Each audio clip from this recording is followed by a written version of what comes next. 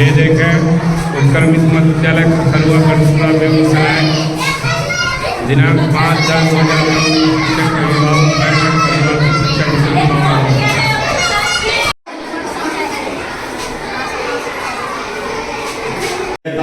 हमने सौभाग्य प्राप्त हुआ है।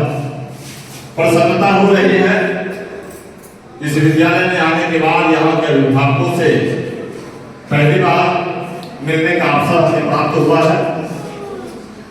मैं बहुत खुश हूँ आप लोगों के बीच अपने आप को कैसे पाकर सारी जानकारी हमारे चौकी सब आप लोगों को दे चुके हैं। हम सभी लोग जानते हैं कि बच्चे हमारे देश के भविष्य होते हैं, बच्चे देश के कर्णधार होते हैं। आज जो बच्चे हैं वही कल के अभिभावक हैं, वही कल के गार्जियन हैं। हम लोग भी कभी छोटे बच्चे थे, आज हम सभी लोग अभिभावक के रूप में हैं।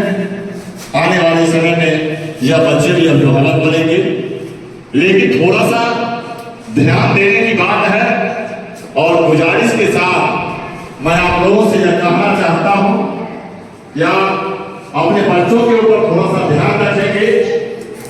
जिस तरह हमारे पास यानी विद्यालय में बच्चे 8 घंटे रहते हैं, उसके बाद शेष टाइम आपके पास बच्चे आते हैं, तो हमेशा शिक्षक और बच्चों के अभिभावक के बीच वह बच्चा रहना चाहिए। पढ़ाई लिखाई उसकी कैसी है, व्यवहार उसका कैसा है, बोलचाल उसका कैसा है, इन सारी बातों पर ध्यान जिस तरह शिक्षक देते हैं आप तमाम माताओं को भी देना चाहिए। पिता एक परिवार को साक्षर करता है यार, तो माँ 2 परिवार को साक्षर करती है। माता को सर्वोपरि संज्ञा दी गई है। एक लड़की अगर पढ़ लेती है तो एक घर को ही नहीं दूसरे घर को भी साक्षर करती है, दूसरे घर को भी पढ़ाती है। इसलिए आवश्यक है कि आप अपने विद्या के प्रति थोड़ा सा गंभीर होइए, उसके पढ़ाई लिखाई पर ध्यान रखिए। और मैं बच्चों लोगों से भी यह कहना चाहूंगा कि आप हमारे देश के भविष्य हैं, आप हमारे देश के कर्णधार हैं। आप मेहनत करके एक सफल नागरिक बने, आप एक योग्य नागरिक बने। जब पढ़ लिख करके आप किसी अच्छे ओहदे पर जाएंगे, जितनी प्रसन्नता आपके माता पिता को होगी उतनी ही प्रसन्नता आपके गुरुजी को होगी। हमें भी प्रसन्नता होगी कि हमारे द्वारा पढ़ाए गए बच्चे, हमारे द्वारा शिक्षा दिए गए बच्चे आज एक अच्छे मुकाम पर हैं। आपका वक्त है, आप थोड़ा और मेहनत करेंगे, आने वाला समय आपका अच्छा होगा। जिस तरह से कोई भी किसान खेत में मेहनत करता है, क्यों करता है? इस आशा, इस विश्वास और इस भरोसा के साथ मैं इस खेत में अगर मेहनत करूंगा तो निश्चित रूप में फसल अच्छा होगा, अनाज अच्छा होगा। उसी तरह कोई माँ या पिताजी अपने बच्चों को पढ़ाते हैं, उम्मीद होता है कि हमारे बच्चे भी पढ़ लिख करके अच्छे बनेंगे। तो इस उम्मीद पर खरा उतरने के लिए मैं आप तमाम छात्र छात्राओं से भी यह कहना चाहूंगा कि आप कड़ी मेहनत कर सफलता के शिखर को प्राप्त करें। जिस तरह किसान जब मेहनत कर जब फसल काटने की बारी आती है तो बड़े ही प्रसन्नता के साथ, बड़े ही खुशी के साथ वो अपने अनाज को जब अपने घर लाते हैं तो बहुत खुश होते हैं। और जिस बार पैदावार अच्छा नहीं होता है, फसल अच्छे नहीं होते हैं, किसान उदास हो जाते हैं, लेकिन वह खेती करना नहीं छोड़ते हैं।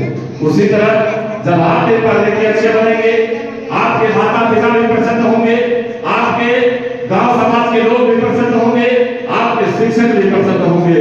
इसलिए मैं आज के शिक्षक अभिभावक संगोष्ठी के माध्यम से मैं आप लोगों से अपील करना चाहता हूँ कि शिक्षा हम तमाम लोगों के लिए आवश्यक है। शिक्षा के बगैर आज के जीवन का कल्पना करना भी व्यर्थ है। इसलिए आप शिक्षा के महत्व को समझते हुए आप अपने बच्चों में अच्छे संस्कार दीजिए।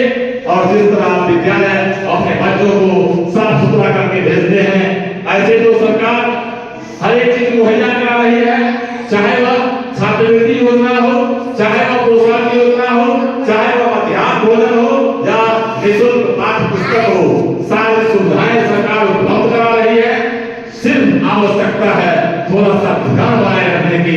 जिस तरह किसान अपने फसल को लगा करके घर में आकर के सो नहीं जाते, फिर उस खेत को देखने के लिए जाते हैं। खेत में क्या लगेगा, खाद देना पड़ेगा, या उसको सिंचाई करना पड़ेगा, या निराई करना पड़ेगा, या उसकी देखभाल की जरूरत है।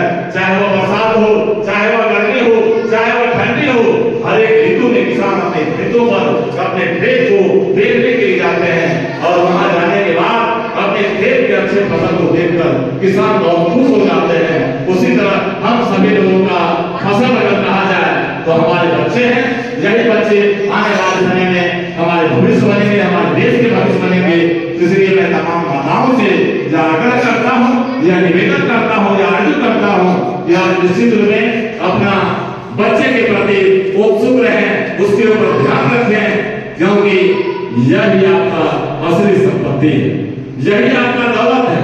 जिस दौलत के पीछे दिन रात आप भागते हैं वह दौलत कम आएगा, लेकिन जो असली दौलत आपके बाल बच्चे होते हैं उसके ऊपर अगर ध्यान देंगे, आने वाला समय आपका भी बेहतर होगा। पढ़ लिख करके जब वह एक अच्छा इंसान बनेगा, पढ़ लिख करके जब वह एक शुभ नागरिक बनेगा, जब हम आप बूढ़े होंगे, हमारा आपका भी परवरिश, हमारा आपका भी देखभाल वही बच्चे करेंगे। इसलिए उस बच्चों में अभी से हमारे साथ संस्कार भरे, वह बच्चा आने वाले समय में जब हम आप बूढ़े हो जाएं तो हमारे आपकी देखभाल करें। एक माँ, एक पिताजी अपने परिवार के 2, 4, 5, 10 बच्चे को लालन पालन ढंग से करते हैं, लेकिन आने वाले समय में जब वो माँ, वो पिताजी जब बूढ़े हो जाते हैं, आज के परिवेश में, आज के समाज में हम लोगों को जो देखने को मिलता है, बड़ा कष्ट महसूस होता है कि एक माँ पिताजी अपने 5-10 बच्चे को लालन पालन आसानी से करते हैं, अपने एक रोटी कम खाते हैं, लेकिन बच्चों को पर्याप्त भोजन देते हैं, अपने पुराना कपड़ा, फटा चुका कपड़ा पहनते हैं, लेकिन अपने बाल बच्चों के लिए नया कपड़ा ला करके देते हैं। पर्व त्योहार होता है, अपने पुराने कपड़े से ही काम चला लेते हैं, लेकिन अपने बेटा और अपने बेटी के लिए नए कपड़े बाजार से ला करके खरीद करके देते हैं। इतना बड़ा त्याग, इतना बड़ा तपस्या करने के बावजूद भी अगर वो बच्चा आने वाले समय में अपने माँ, अपने पिताजी, अपने दादा दादी का देखभाल नहीं करता है, बड़ा ही कष्ट होता है। इसलिए उसको ध्यान में मुखातिब कराते हुए आप तमाम माताओं से भी कहना चाहूंगा, वक्त है, समय है, अभी से ही आप अपने बच्चों में ऐसा संस्कार भरें, अभी से ही आप अपने बच्चों में ऐसी शिक्षा दें ताकि वह पढ़ लिख करके एक अच्छा नागरिक बने। और जब वह एक अच्छा नागरिक बनेगा, आने वाले समय में जब हम आप या कोई भी अभिभावक बूढ़े होंगे, उनकी देखभाल, उनकी सुरक्षा जानदार और शानदार तरीके से वो बच्चा करेगा।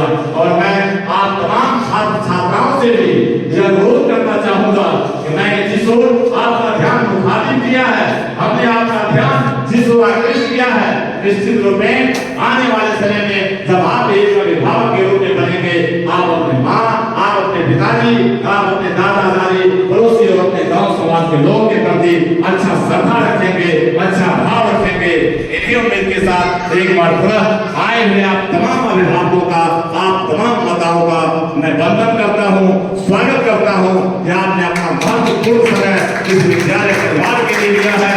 मुझे काफी प्रसन्नता हो रही है। और मैं अभी से कुछ क्षण पहले मैं वो सप्ताह में चर्चा किया था कि माँ या पिताजी आज अगर चिंतित रहते हैं तो उसका एक कारण रहता है कि बिटिया की शादी कर दी, और बिटिया की शादी के लिए सभी माताएं और सभी पिता चिंतित रहते हैं कि इसके लिए दहेज इतना ला करके मैं कहां से दूंगा।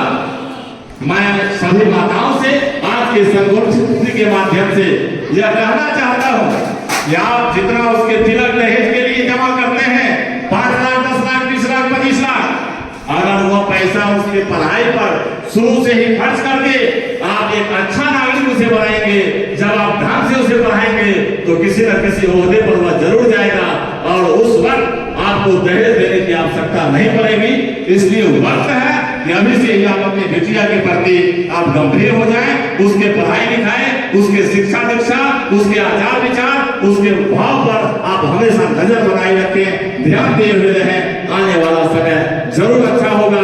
और और मैं बेटियों से भी आज के संगोष्ठी के माध्यम से यह अनुरोध करना चाहूंगा कि बिटिया आप इस बाण के साथ पढ़ाई करने के लिए अभी से तैयार हो जाएं कि पढ़ के मैं एक अच्छा नागरिक बनूंगा, पढ़ के मैं IAS और IPS बनूंगा और मेरे माँ और पिताजी जो कहते हैं बिटिया सिर की बोझ होती है इसको झूठा साबित करूंगा और आने वाले समय में आपकी माँ और आपके पिताजी को आपके शादी के लिए किसी तरह का कोई चिंता नहीं होगा।